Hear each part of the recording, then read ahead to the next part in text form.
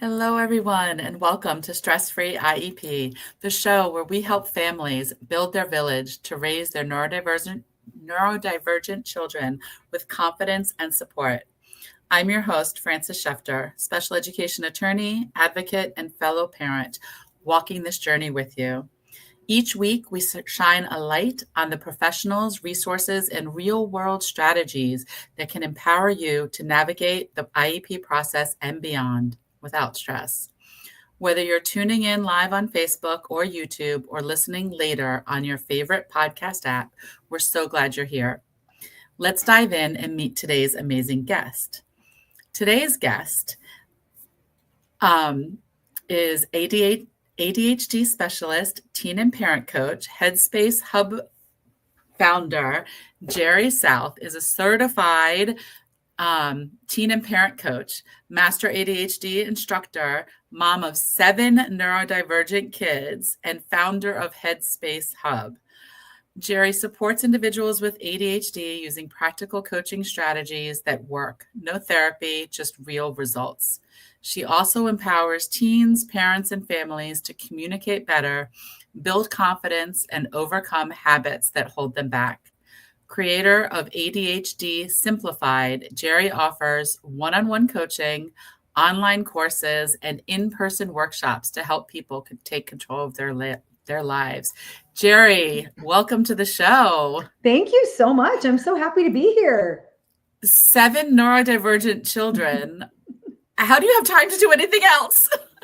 I'm always joking, like I don't do anything very well. I just do a lot of things like, mediocre. But yeah, so, my oldest turns 30 in a few days. So most of my children are adults now, but 7 neurodivergent children. And I was not diagnosed with ADHD until I was 40. So, we're just in this, we were figuring it out as we go for a while. And it's really what led me into this work was, diving in and working on helping my own family. Yeah, and that's so many of us. That's the story. It's like, wait a minute here. Yes. You learn it. And I joke around all the time about doing the show that I love doing the show for me because I have 2 neurodivergent children. I'm like, oh, wait, I got to try that one at home. Yes. So I'm learning so much. Every time you learn, I've been doing this for years and I still learn. Every podcast I do, every interview I have, I'm still learning. Yeah, it's so great. So diagnosed at 40, like how did that affect everything? Like, well, it was good. It was great actually to get a diagnosis. It's so interesting because I had some children that were struggling. One son specifically was really struggling. He had attempted suicide and he wasn't getting any diagnosis other than depression. And we were going to counselors and therapists and trying to get him help. And at the same time, my sister, who lived in a different state, she was struggling with a binge eating disorder and she went to get help for it. And anyway, she found the right people, the right doctors, and it turned out it was linked to ADHD. So once she was diagnosed and we started to learn, it was Dr. William Dodson that we were following and listening to and learning so much from. We all started to get diagnosed one by one and everything started to make sense. 5 of my 7 children are actually on the spectrum. One of them had been diagnosed at 9 years old, but the rest of them had not because it looks very different. Even within families, it's such a spectrum. And then 6 of my 7 children have ADHD. So it was a lot. It was like we were all getting diagnosed, but we finally were getting real help. We were talking to people who really could identify these diagnoses and understood how to treat them. And so it was really, honestly, it was an answer to prayer. I was really grateful to have the diagnosis and so many things started to click. I started to understand myself better and so many things started to make sense. So it was really a blessing to finally have that diagnosis. And I've heard that a lot from, older people that are diagnosed and older. It's like they now look back at their childhood and like, I get it now, because I was struggling so much and I didn't think, like whatever, but now like, well, of course, because it was unaddressed. That's right. Yes. I mean, the average age of diagnosis now is 31. So we used to look at this as a childhood Wow. disorder, and Yeah. it really is not. And we also used to think that you can grow out of ADHD, and you don't do that either. Your childhood symptoms just manifest into adult symptoms. So it's missed quite commonly, especially in women. So really my goal, my mission in my work has been to be the person I was looking for, to educate, to help people who are looking for good information, because there's a lot of misinformation out there. But yeah, understanding that it's really interesting that we're seeing so many adults now being diagnosed with ADHD that were missed when they were children. Right, because I mean, I know when I was a child, it was the kids that were bouncing off the walls. That Yes. was ADHD. That was it, right? The ones that could not sit still. It And was other than that, hyperactive, I think was the word you right. would think of. It's just this, Yeah. and do you know, in the early years, they didn't even believe that girls could have ADHD. Yeah. It was just thought of as a disorder for males. So we've come far. We're still not doing a very good job. We're in the DSM-5. We're still only looking at childhood behaviors, the evaluation when we're looking to you get a thorough evaluation. Really, those behaviors are meant for ages 16 years old and younger. We don't have adult diagnostic criteria. That's crazy to me. So we Wow. could do a lot better job, evaluating and diagnosing ADHD, but we're getting better. every, Yes. every year we're getting a little bit better in our awareness, and the information is better. Yeah. And I mean, that holds true with almost all of our disabilities. Like, It's because if you true. look back, like, and really look back at history and mental, Yes, neurodiversity and mental health and all that other stuff and how it was treated and what it was. And it's just absolutely. so, yeah. So, like, why do you do what you do? I mean, you said it a little bit because you had to figure it all out and you want to Right. be, so what else drives you and what else do you want to accomplish? Well, I briefly touched on, I had a son who attempted suicide, but, I've learned so much. I actually reached out to Dr. Dodson at one point, and I went into his home and brought a camera crew and interviewed him for 4 hours, because he is one of the top ADHD specialists. He is a wealth of knowledge and information, and I learned so much from him. But there was so much pain and suffering in my own family. Uh, from multiple diagnoses. If you have ADHD, there's a 60% likelihood that you will have a comorbid condition, which is a coexisting condition. And there's a 40% likelihood you would have a second comorbid condition. So that's really causing a lot of problems for individuals today, that they are being diagnosed with only ADHD, and they actually have ADHD and autism, or they're also struggling with OCD, or some different things. And they're just being diagnosed with depression, for example. And we had just been through it for years with my son, thousands of dollars, every doctor, behavioral health facility. And when I started to learn about ADHD and multiple diagnoses that are common with ADHD, I started to understand things that no specialists had really helped me understand before. No specialist had caught. Dr. Dodson taught me that, he said, today 93% of psychiatrists don't know how to properly treat ADHD. And I found that to be true. They either weren't very well versed with medication, or they were missing the diagnosis. And so I wanted to learn as much as I could. And I believe that coaching really saved my son's life. He had been everywhere, talked to everyone. And I was already a coach. I was working with women. I had been a single mother of 6 children for several years. I had a lot of success in business and reinvention. And so that's what my niche was. I was working with women, helping them reinvent themselves as single mothers, or newly remarried mothers and working mothers.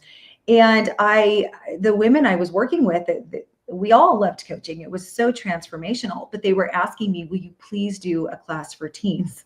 And I thought, no way. No, my son hates me. I don't, he's my oldest son. I'm like, no, that sounds terrible.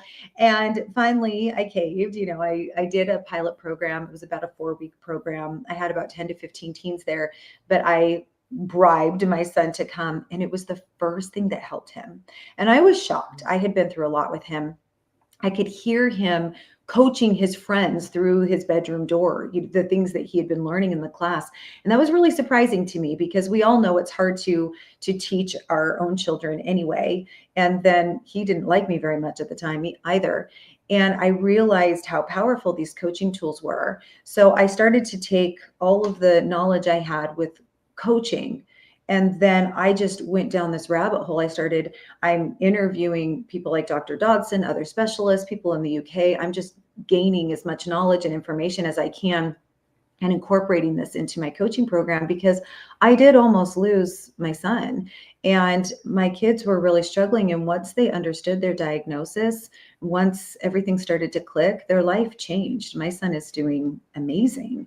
And there was this, he's 22 now, but there was this huge change and transformation in him.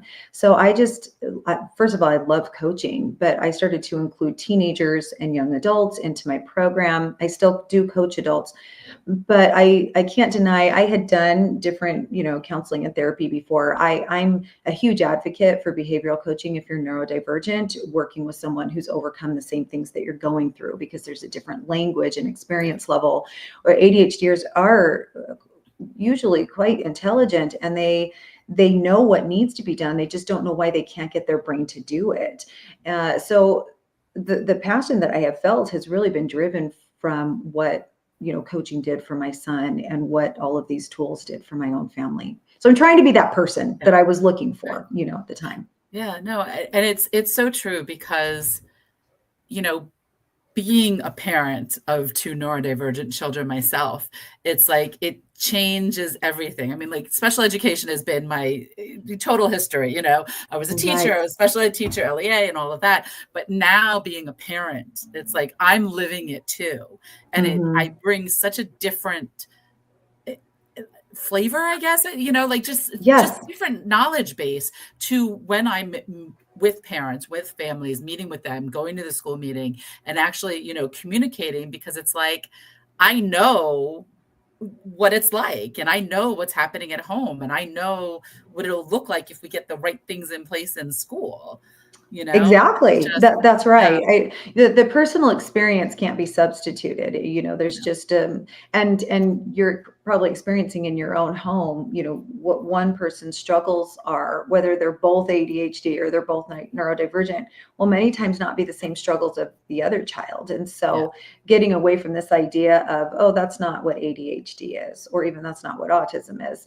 I know I have a family member, it looks like this. It's like, no, it looks like so many different things. So really understanding what neurodivergence is and what it isn't is important. And so when you're living it, when you have that kind of experience, you're really able to help others and educate them on what that is. Yeah. And, like they say with autism, like, you've met one child with autism, you've met one child with autism, Right. And the same, right. And the same with ADHD, because it's all, it manifests differently. That's right. All of us, absolutely. And you need to parent differently. And I know, like, back in, when I was growing up, we all got parented the same, because that's what you did. You were all equal, but that equal doesn't mean the same, right? Right. Exactly. I mean, all of my children, they haven't even gone to the same school. I'm fortunate that I live somewhere in Arizona where there's a lot of charter schools and there's public schools. Some of them have really thrived in public schools, some of them not at all. So there's been a lot of options, but it's so true that you can't parent your children the same. Their needs are different. And I just look at, for example, my daughter who really struggles with RSD. I mean, I definitely parent her different than a child who doesn't have ADHD or RSD. It is different. Their ability to control their impulses is different. Where they're at in their journey of learning to gain control over their mind and their brain and their behaviors is different. And so the expectations are different. Right. So RSD, let's dig into that a little bit. What does that stand for somebody that might not know? Yes. So rejection sensitivity dysphoria, or we will call it RSD. And this is what really got me diving into Dr. Dodson's content. He was the first one to ever start writing on it. And what he talked about was that RSD would mirror a major mood disorder. In fact, it's very commonly misdiagnosed as bipolar disorder. That doesn't mean that every person who experiences RSD is behaving to that extreme, but it can be that extreme. So I wouldn't think of it as a completely separate diagnosis from ADHD. Think of RSD as being under the umbrella of emotional dysregulation. And so, as you mentioned earlier, we're many times thinking of ADHD as that hyperactive person who can't sit still, that's restless, that can't focus in school. But there's just as much impairment for many people in the umbrella, under the umbrella of emotional dysregulation. In fact, 1/3 of all adults today say that RSD is the most impairing symptom that they deal with when it comes to their ADHD. So what this is extreme sensitivity to the idea that they've been rejected in some way. It's usually perceived rejection, but it can be triggered by teasing, by constructive criticism or constructive feedback. The idea that you have failed to meet someone's expectations, or even that you failed to meet your own. Of course, regular rejection, but just a comment. I'll have clients that will say they get lots of really positive feedback about their job, and then they get one comment. It's just a comment. And they're ready to shut down their entire business, and they're ruminating over it for 3 weeks. So nobody likes to feel rejected, obviously. But when you have RSD, it's at an entirely different level. And many times, again, I've already said this, but it is perceived rejection. And it also is very unpredictable. It's like sometimes you might be able to hang with the jokes and the sarcasm, and on a different time, it's penetrating. And now you're really reacting to that. And one other thing that I'll add is that just like ADHD looks different person to person, RSD will too. Sometimes it will look like lashing out, slamming doors, yelling, screaming, and other times an individual will hold it inside. They're masking. So they're spiraling on the inside, probably having some kind of crisis about whatever just happened. But on the outside, they're pretending as though everything is okay. So we call these episodes. An RSD episode has been triggered. Wow. I hadn't heard of RSD before, and hadn't even heard of it explained that way, but it makes sense. It does make sense, because I think about how kids, adults, like one little comment. And as you said, it's not consistent. Like sometimes it'll be fine. It kind of reminds me of, PDA kids, pathological demand avoidance, that like they're fine, they're fair, and fine, they're fine. And then that one thing is the trigger that sets it off. And it sounds like ours is absolutely the same, right. Yes, like an example of this is, and again, all of my kids manifest differently. So some of my kids have barely been able to graduate from high school. Others are on all honors classes. So it's all different. But my daughter, who does very well in school, she's on the speech and debate team. She's very thorough about her assignments and her speeches. She will many times come in and ask for feedback, and we have a great relationship, very pleasant conversations. But one time she came into my office and said the same thing that she usually says: "Can you give me feedback on this? What do you think?" And I was very polite in my response. "Well, I would change this thing and that thing." And she just grabbed that paper. "Forget it. You don't think I can do this. I don't need your help. I hate you." Slams the door. And so, it's very unpredictable. It's like, what just happened, and she knows that she has RSD. This was a couple of years ago now. She's done work on herself. I mean, if the first thing we can do for someone with ADHD is have them read up on RSD, because it is helpful to understand you are not your wiring. There's your wiring that has been given to you with no fault of your own. And then there's you, who you are as a person. It is not the same, because many ADHDers will start to see themselves as anger issues, lazy. I procrastinate. I don't follow through. I get mad so easily. I can't control myself.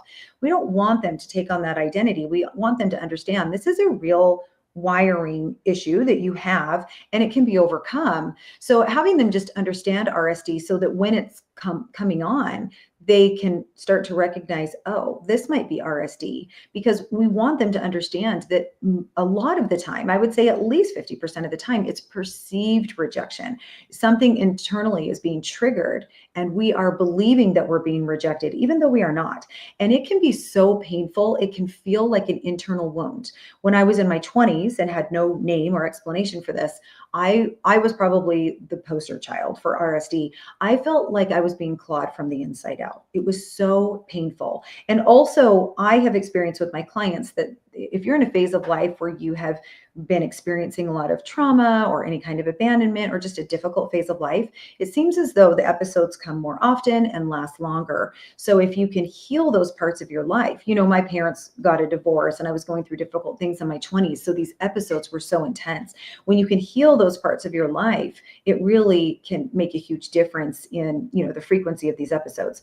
But back to my daughter, she understands that she has it. She can't always completely control it, but we have created boundaries. You're not allowed to say that you hate me. She does slam the door sometimes, but she always comes back within 10 to 20 minutes and apologizes. I'm so sorry, because there's so much shame that comes with RSD, that you, for whatever you said, or that you couldn't control yourself. This isn't as common, but some of my clients will even explain when they start seeing red and the rage comes, they can't even remember what they said in the moment. So just understanding that this is real, this is intense. This is why with younger kids, I don't isolate them and send them in the other room to time out. We don't tell a child who's out of control, get out of here, I don't want to see you right now. That just intensifies the rejection. So we can't help someone with RSD get out of an episode. There is no point in trying to de-escalate, talk through something, even being rational. They need to go take care of that and work through their thoughts. But if we send them away, if we isolate them more, that can really cause more of an eruption. So really learning how to work with the individual so that they're not feeling pushed away. Interesting. And how does RSD get diagnosed? The same as ADHD? Is it something, or is it something that people need to look for?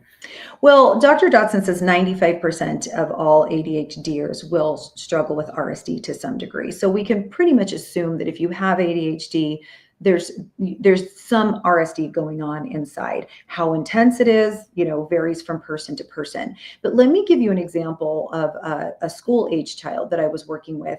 He was someone who didn't have a lot of friends. He would go to the playground every day with money and chips and try to bribe kids to be his friend. And, he was experiencing a lot of rejection already. So he was very sensitive and he really wanted friends. He had been kicked out of his elementary school, so he was starting a new elementary school, and he was doing the summer program. So usually I would be in touch with the teacher. The mother would get to know the teacher well, but this was the beginning of a summer program. The teacher did not know him very well. He's in the classroom, and the boy next to him dares him to break the teacher's pencil.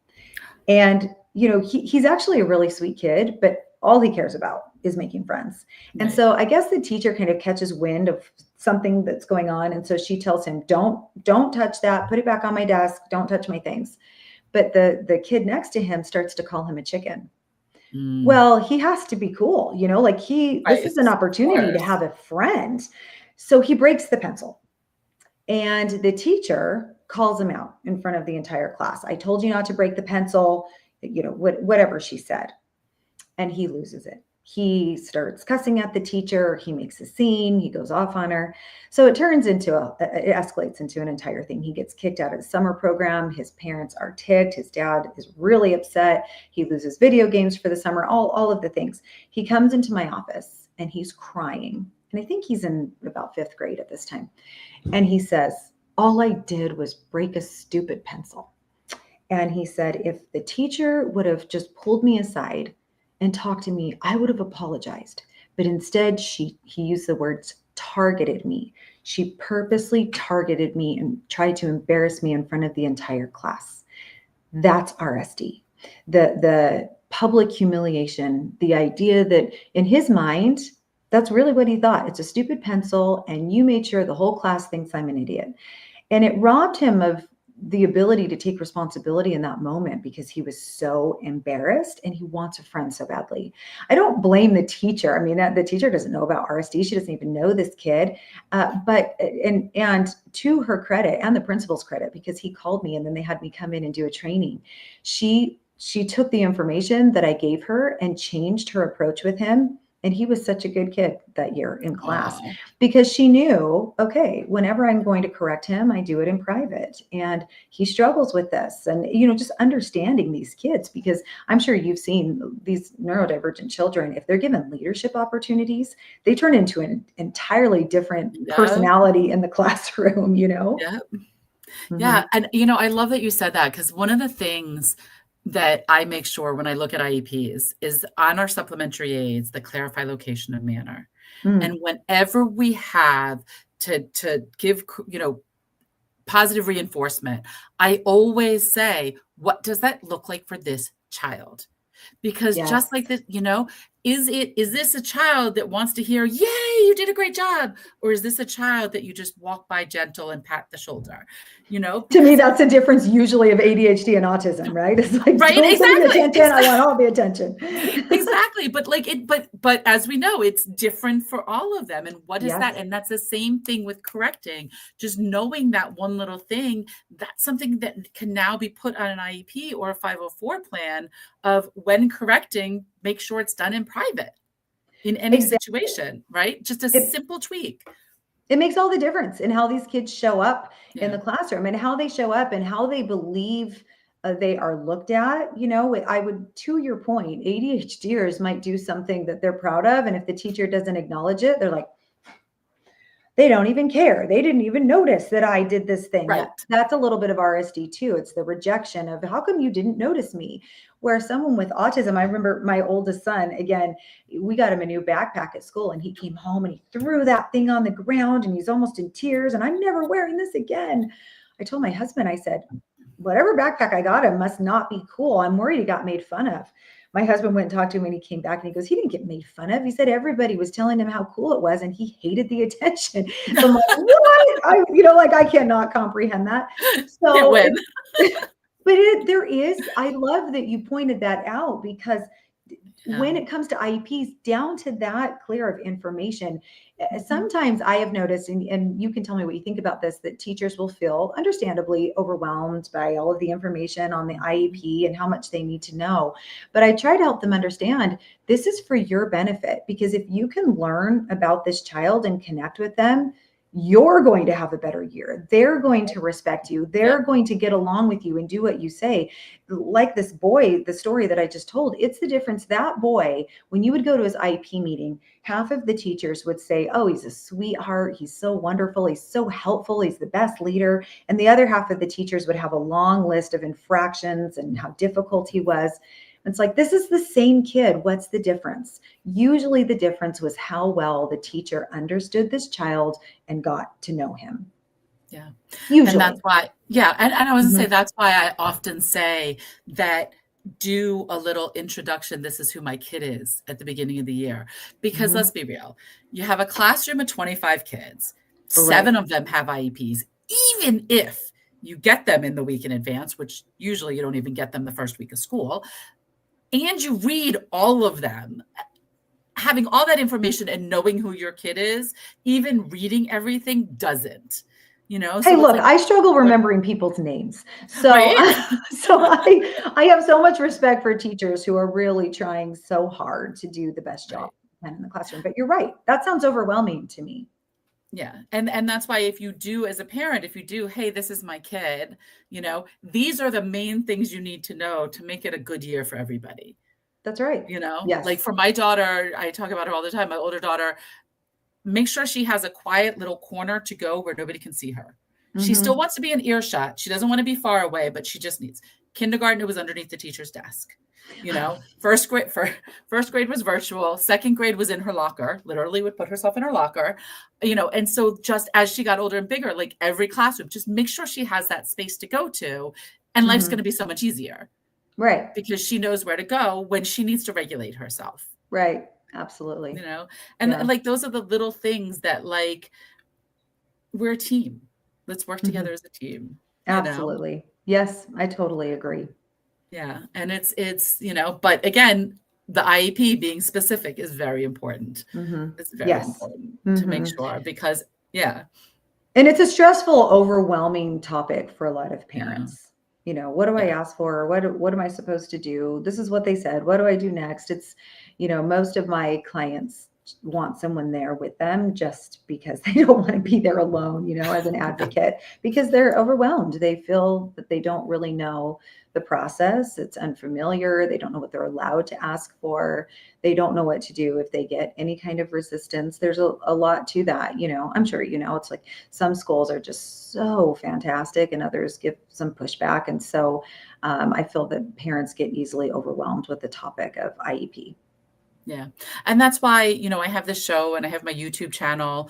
My YouTube channel has over 200 videos, half of which are the show, but the other half are little 3-minute snippets of like, what's a PWN? What do you do if the school says no? What are the 8 parts of an IEP? What should a present level look like, to help parents? Because I'm all about educating. I always say all the time, I wish I didn't have a job, because it means that the schools are doing what they're supposed to be doing. So I try to empower parents to advocate for themselves and not need me.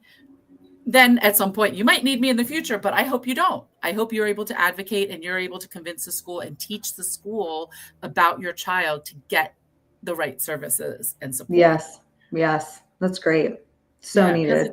Yeah. And that's, that's the teacher of me, you never leaves the teacher, right? No. And you just want to help people. You just want them to have all of the information. Yes. Yeah. That's wonderful.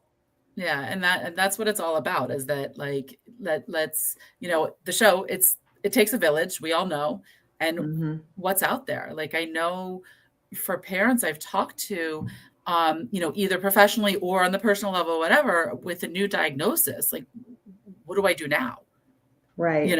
Like you might get a recommendation of like, here's a whole bunch of books you could read, like, yeah, we have time to read a book, Yes. Right. And what, and so that's why I'm like, tune into my show. You'll find brilliant. I love it. Yeah.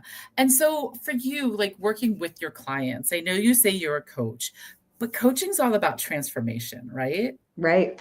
And so what does like real transformation look like? Well, that's a great question.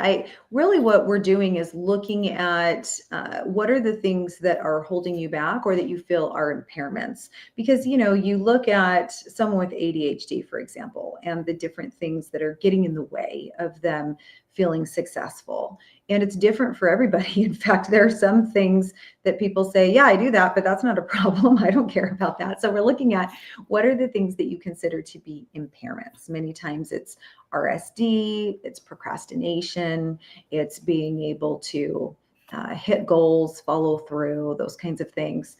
And so we're just looking at where they're stuck and where they want to be. And behavioral coaching, it's definitely different than something like therapy. And I'm not anti-therapy or anything. I just feel strongly that neurodivergent individuals really benefit from working on behavioral coaching with somebody who has been in their shoes and knows what they're going through.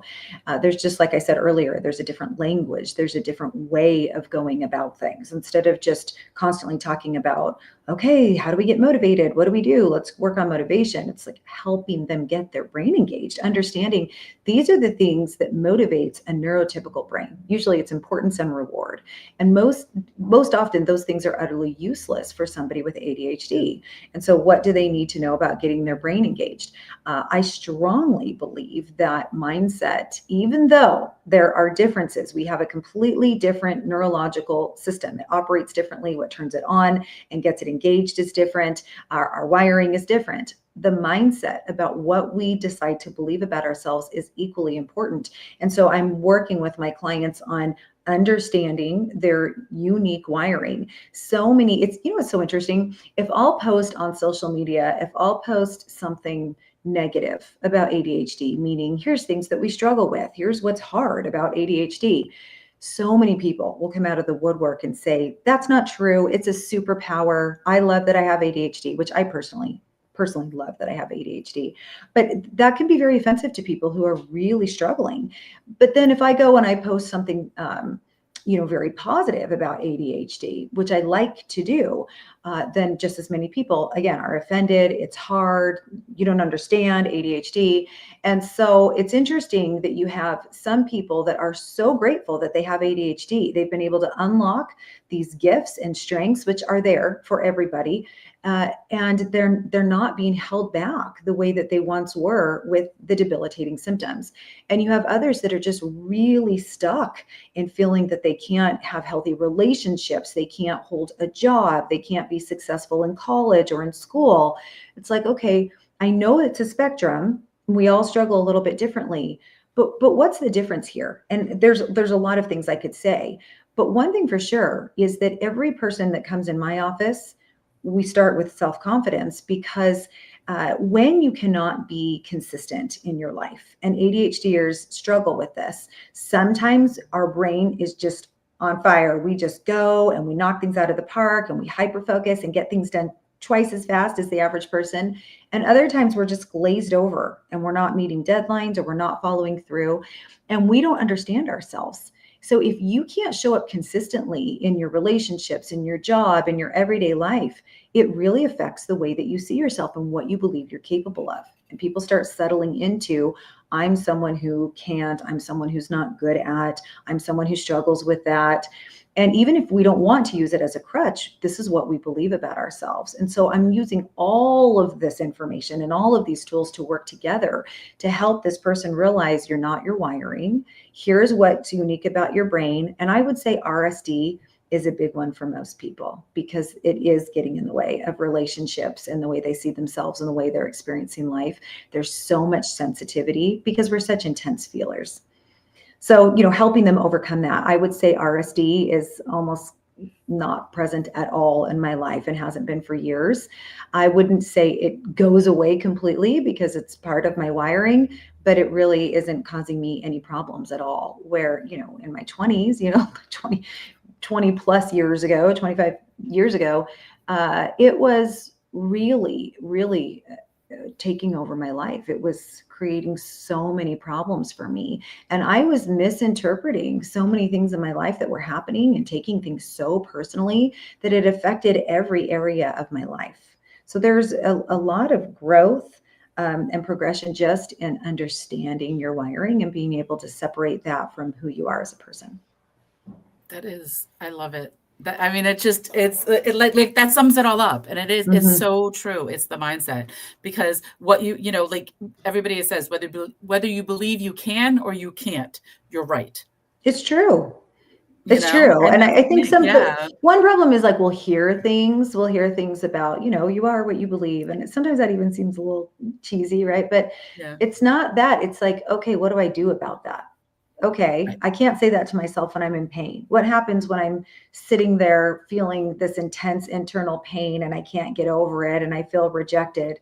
Those lines don't work. And so it's the implementation that is difficult to find. You can read books and you can listen to podcasts, but how do I actually make the change? How do I transform my own life? And so that's where I come in, as I actually give you tools and show you how to do it, because it all makes sense. We can talk about it and it clicks. Yeah. But how do I do it? I can tell you exactly what to do to lose weight. Do I do it? No.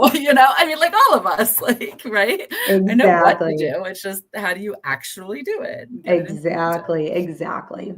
Right. And that's where you come in. So, I think that's a perfect transition to, okay, people listening and they're like, oh, I want to meet her. This is the person I need in my life. I'm assuming you do virtual as well as in person. So, because I know you're in Arizona. So how should people get in touch with you? What's the best way? Yes. Thanks for asking. Well, I do have a website, and I know my name is spelled unique, but it's my name, JheriSouth.com. I'm on social media too. So I offer free consults. You can sign up to do a free consult and ask about my program. I offer one-on-one coaching. I just launched a group coaching program, and I have a lot of fun freebies on my website. So I have an ADHD test that you can take if you're wondering if you have ADHD. ADHD. You know, I was inspired to do that because I have clients in the UK and they're waiting sometimes, 1 to 2 years just to get in with someone. And they just want to know, so I have some different things like that, some different guides for parents, different parenting styles, that kind of information. So yeah, if you want to check out my website, you can go there and sign up for a free consult if you just want to ask some questions about the program and get more information. Awesome. This has been so great. Thank you so much for coming on the show and sharing all of your wealth of wisdom with us. You are welcome. Yeah, you're welcome. I love that you do this. It's a great resource for the parents that I work with because I do work with a lot of teenagers and kids and they're looking for that kind of help. So I love the connection. Thank you so much for what you do. Thank you. And thank you all for joining us on this episode of Stress Free IEP. We hope today's conversation gave you new tools, insights, or just a little more peace of mind as you support your neurodivergent child or children. Don't forget to subscribe so you never miss an episode. And if you found this episode helpful, please share it with someone in your village. You can always learn more and connect with me at schefterlaw.com or follow along on social media. Until next time, remember, you do not have to do it all alone.